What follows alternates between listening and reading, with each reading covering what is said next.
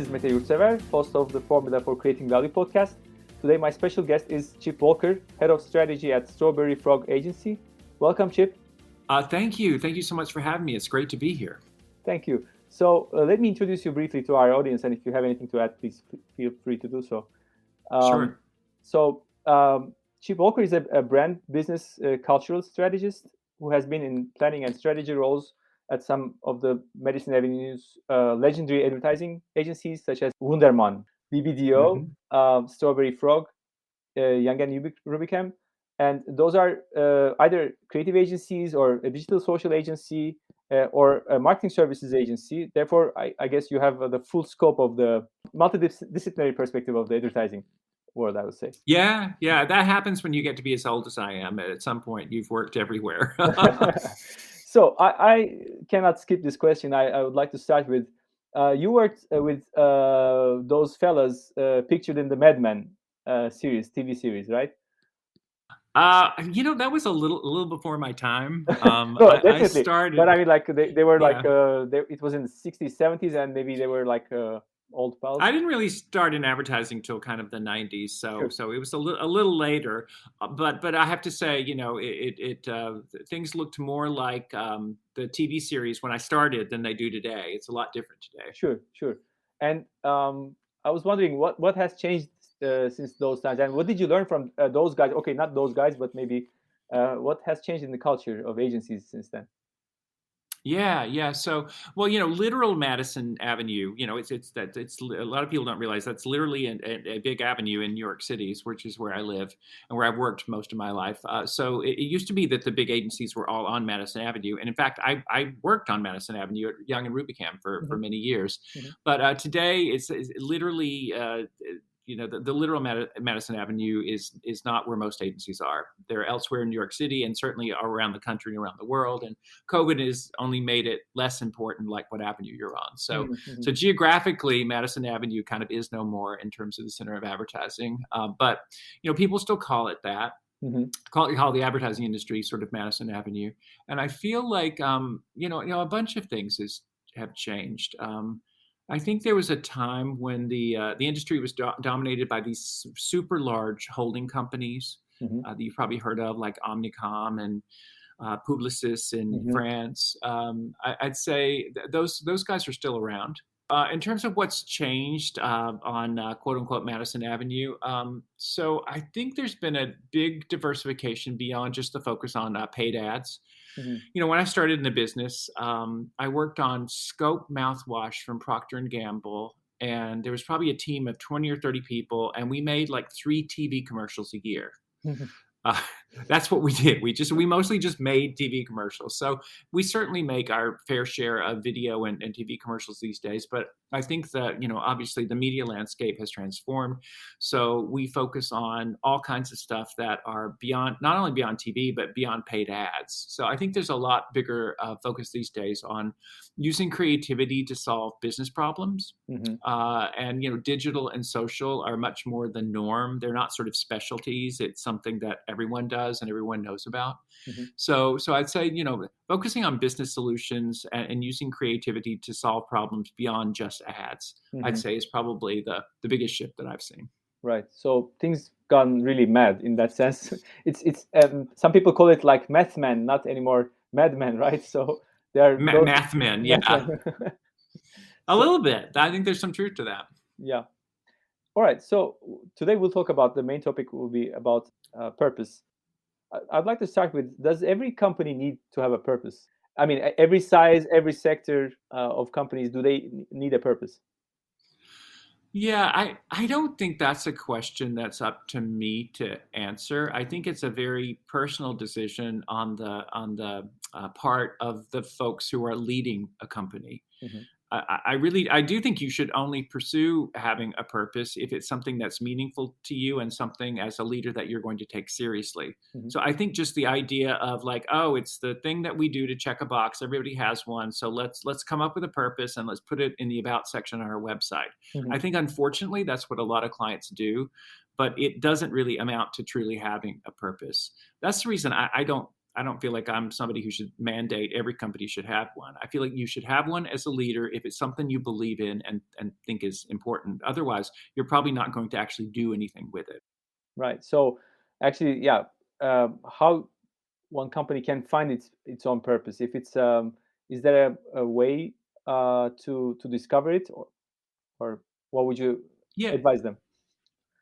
yeah, and there are plenty of people out there, myself and my company, Strawberry Frog included, who work with companies and organizations to help them articulate their purpose. Hmm. I usually try to talk about it more in terms of articulating your purpose as opposed to like discovering it or inventing it, Hmm. just because I feel like in every situation I've ever worked with, some some semblance of purpose usually already exists within an organization. Hmm. You don't have to sort of make it up. You just have to kind of examine things closely, think about it hard, think about the intersection between what the world needs, what you're good at, and sort of the value you deliver to articulate what the purpose is, as opposed to this other idea of making something up and declaring that that is our purpose. I think what can happen when you do that is you end up with something that's not terribly, it might sound good, but it's not very authentic to your actual underlying business. But anyway, getting back to answer your question, how do you end up defining your purpose?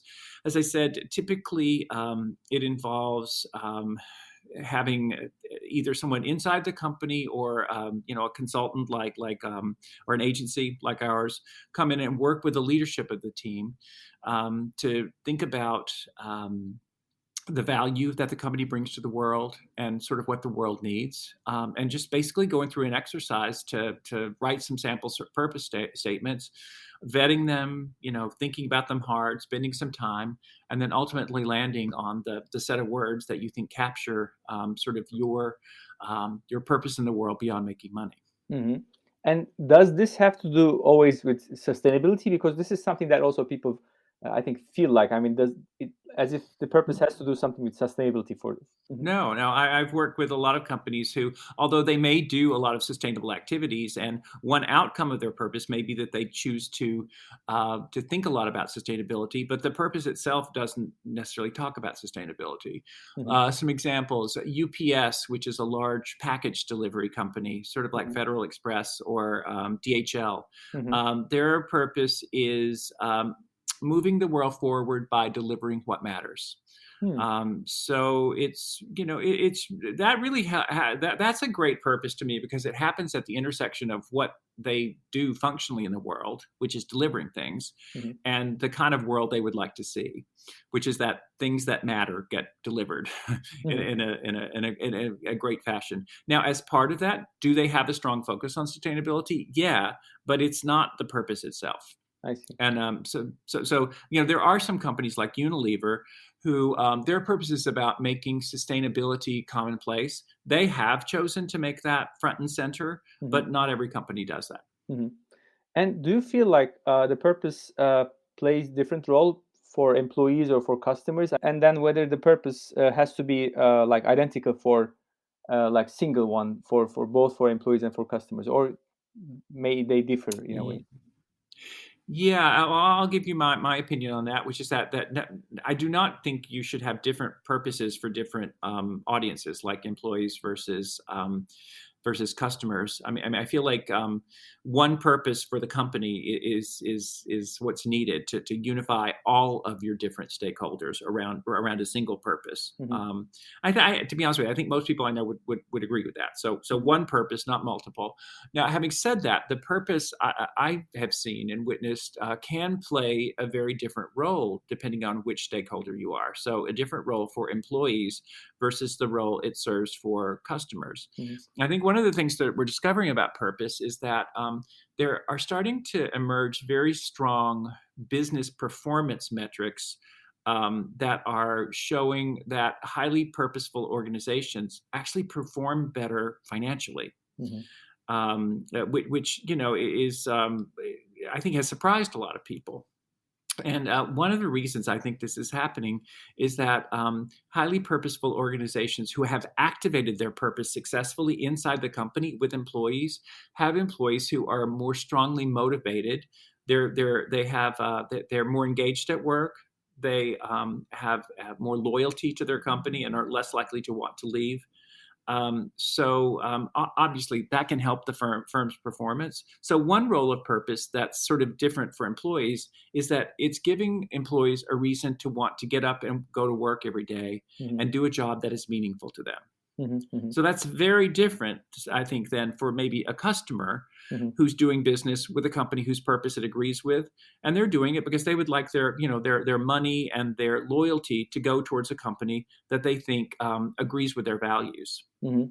So it can be the same purpose, but it's playing a different role, in helping employees be motivated to go to work and helping consumers feel like this is a brand I'd like to give my money to. And my question would be like, how do you differ the brand purpose from value proposition for the customer? I mean, like, what is the distinction between the two? Yeah, I mean, for me, value proposition is usually much more functional, and by that I mean it is sort of the product or service oriented reason why a customer would choose your product over that of a competitor's. So you might think of it as closer to something like a unique selling proposition.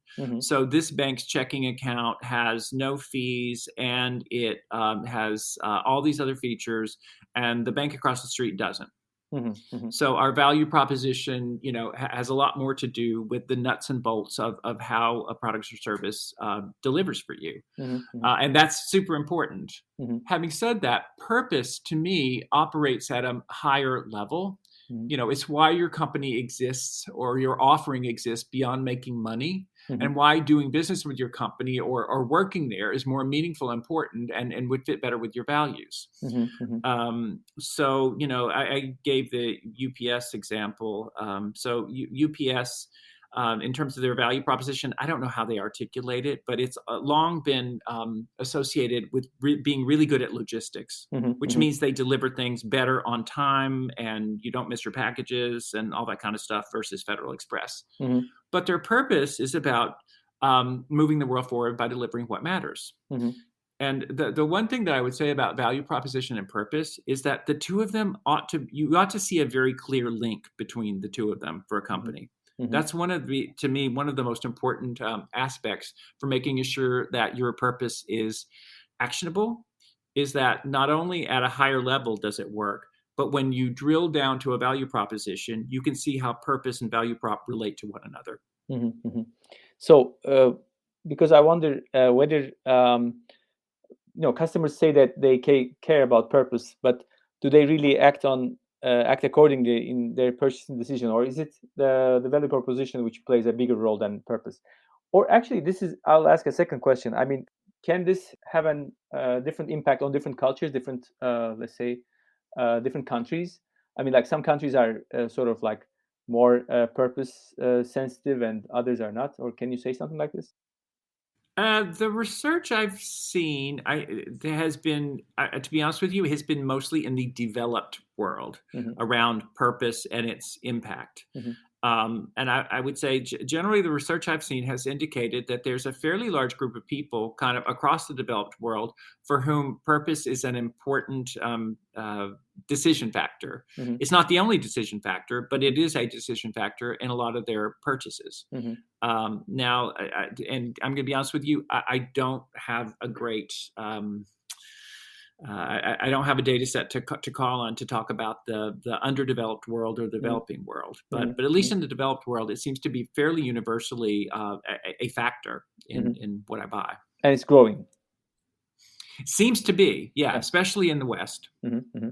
So, how did you initiate this purpose power index with Reputation Institute, right? I mean, how the idea came up, and how did you build it? Yeah, so my business partner, Scott Goodson, and I had been working, doing a lot of purposing work with our clients, I'd say 2017, 18, 19.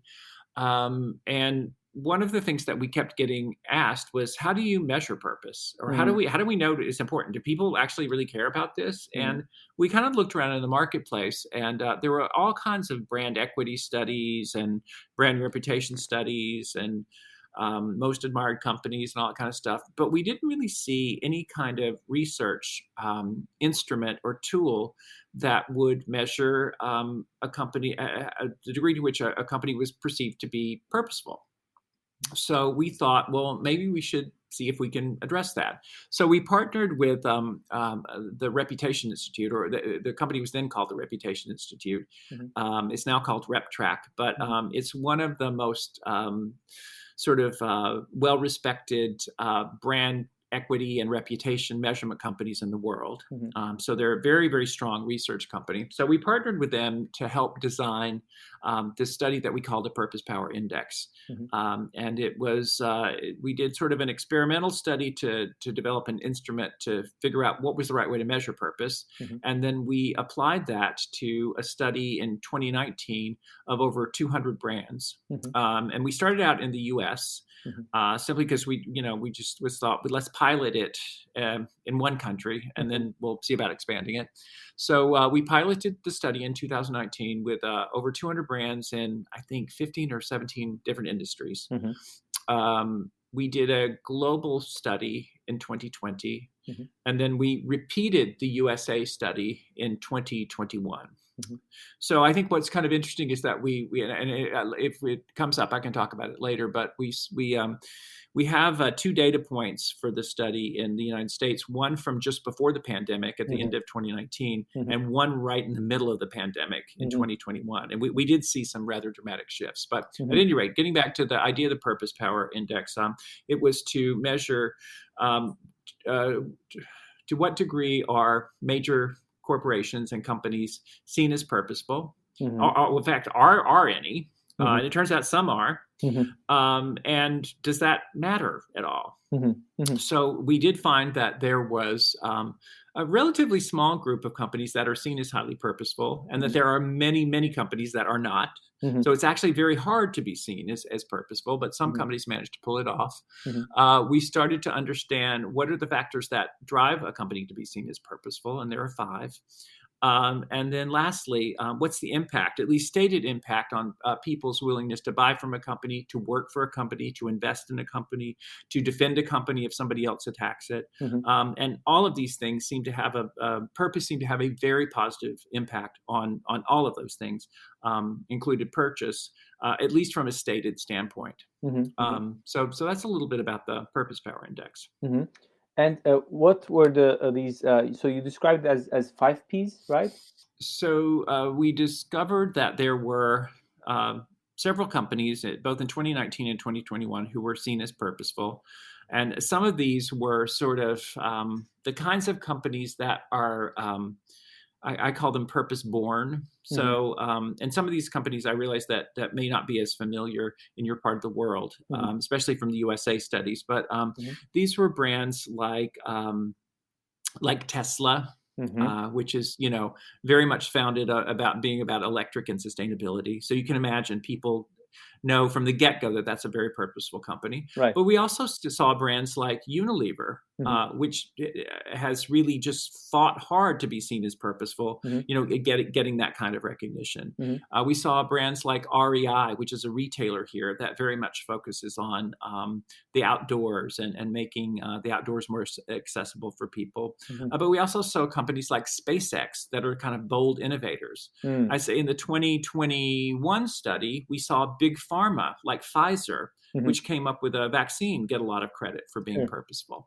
So these are the kind of companies that are seen as purposeful. And we discovered 5 underlying factors that sort of statistically predict will consumers or the public see as being purposeful.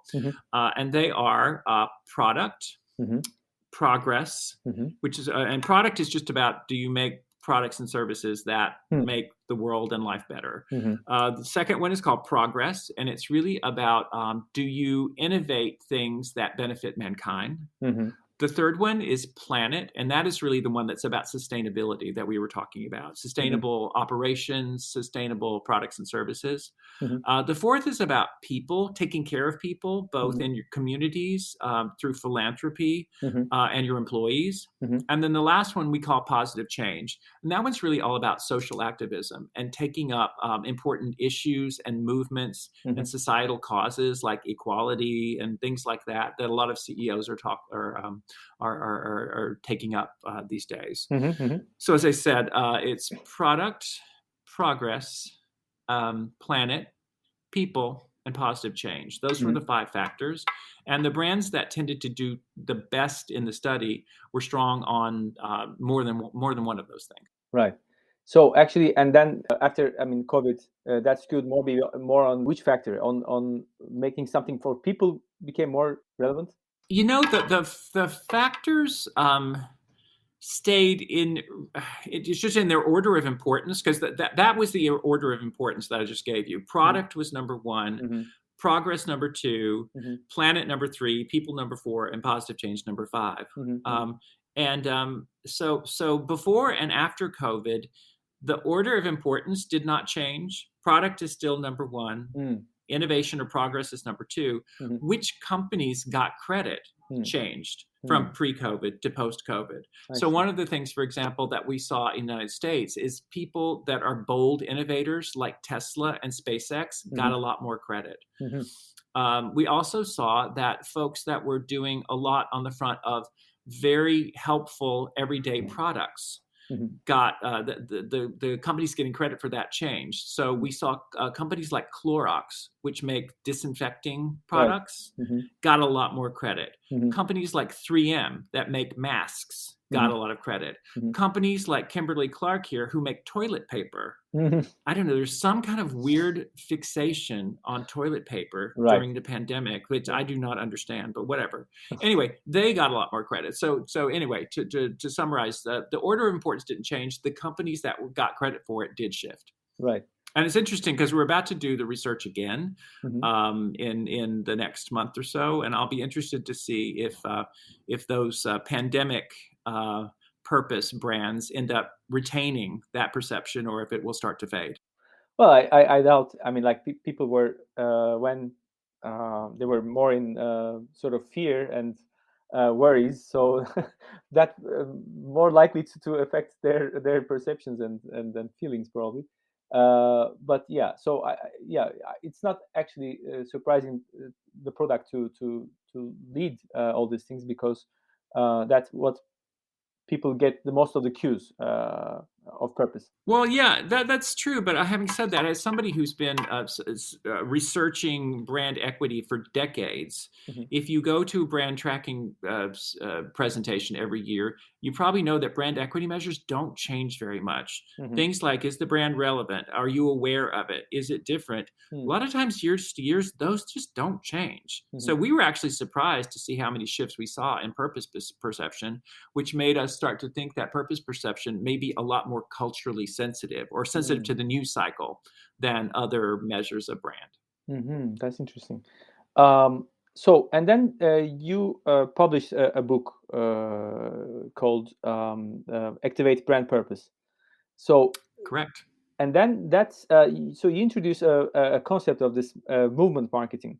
Can you tell us a bit about that?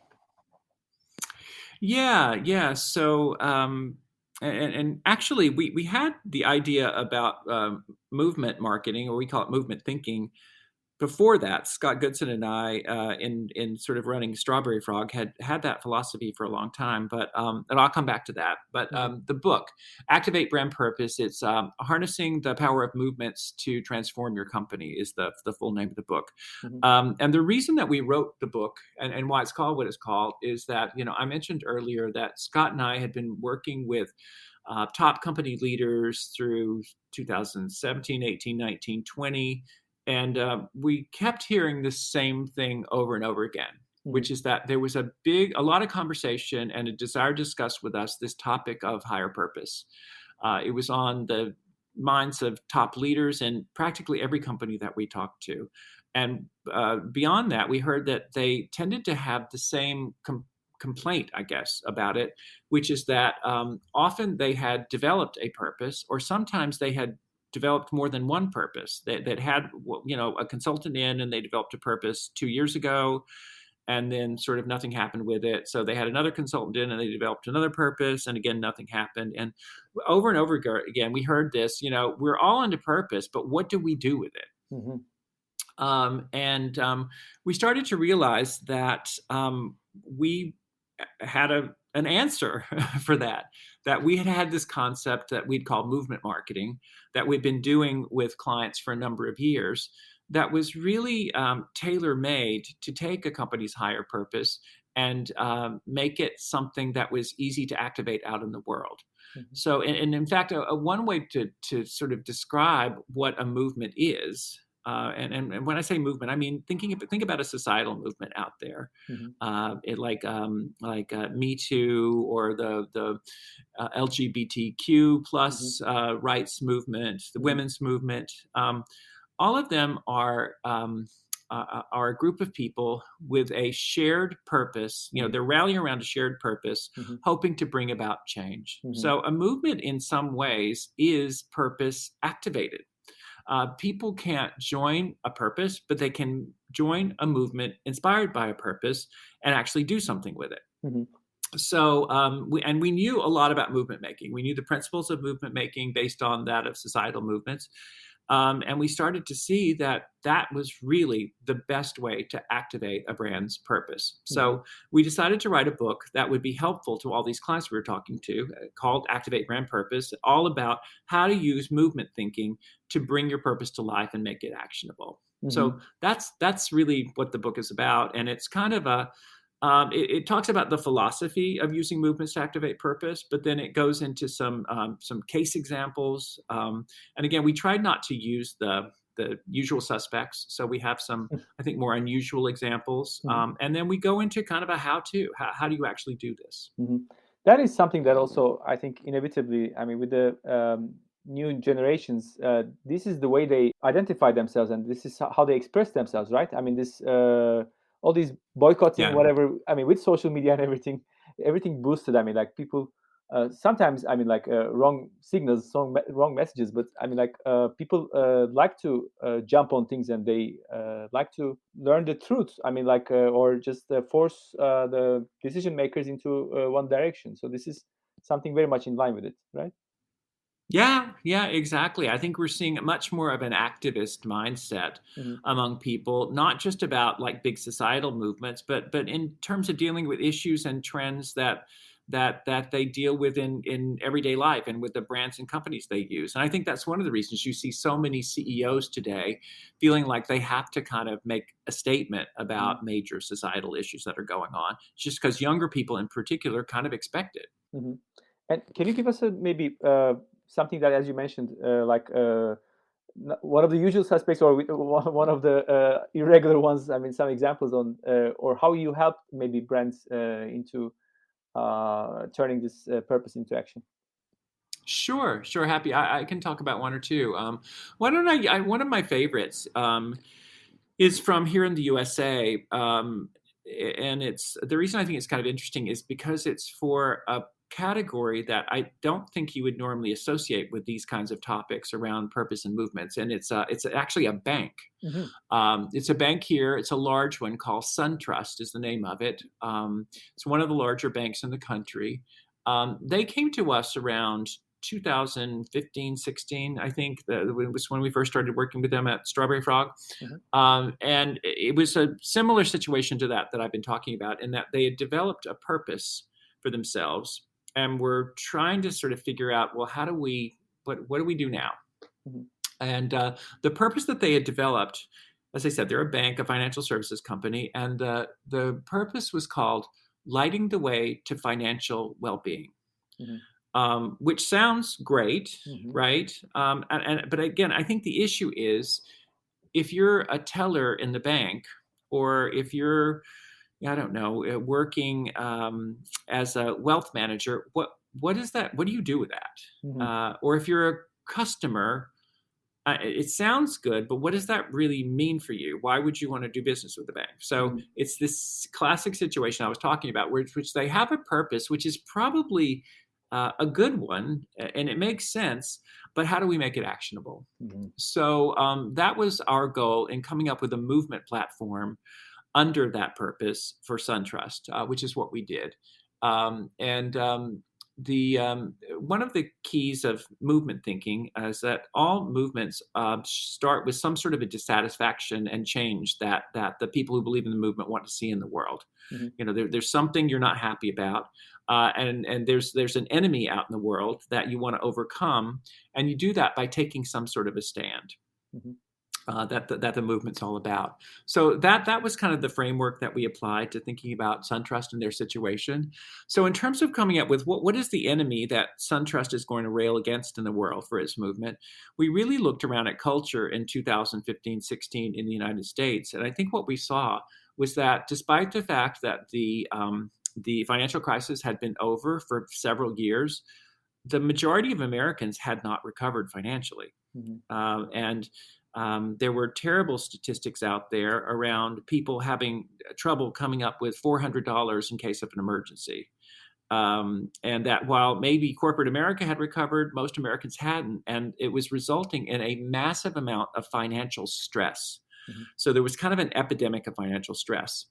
So it became very clear that what SunTrust needed to do was to kind of lead a movement that was to get rid of financial stress and enable financial confidence for all Americans, for everybody, no matter if you're rich or poor. Mm-hmm. And that really became the movement idea for them, which was really all about financial confidence for all. Mm-hmm. We called the movement On Up, which stands for Onwards and Upwards. We rolled it out first internally.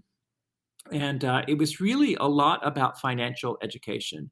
So it was about educating SunTrust's employees themselves, who a lot of them had a lot of financial stress, Mm-hmm. about how do you yourself become more financially confident? What are the tools you need? What is the knowledge you need? How do you get there? So we did that internally first, and then we rolled out the program to customers, which again, a lot of it having to do with financial education that makes you financial confidence. The program was so successful internally at SunTrust that a lot of SunTrust customers themselves, large corporations like Coca-Cola and UPS and FedEx, decided that they would like SunTrust to come into their companies and roll out this program to help their employees become more financially confident. Mm-hmm. So it was a program you could join. On Up was a program you could join. Ultimately, within, I think, 5 or 6 years, we'd had 6 million people who became part of the movement and went through the On Up financial confidence program. Mm-hmm. So it's been a huge success for SunTrust. I think the difference is that, you know, when you think about lighting the way to financial well-being, that sounds good. But when you start talking to employees about our role in the world is to help people become more financially confident, Mm-hmm. all of a sudden they feel like they're part of something and they sort of know what to do. Mm-hmm. And in that way, I think that's an example of how we took a purpose and actually made it more actionable. Mm-hmm. Mm-hmm. So basic but so powerful and so important. I mean, like something that we very very easily oversee, but this is something very important. Seems very. I mean, like I don't think it was very costly, but it's. I'm sure it's the return. Oh no, on investment was yeah, very high. it was costly. Okay. It was.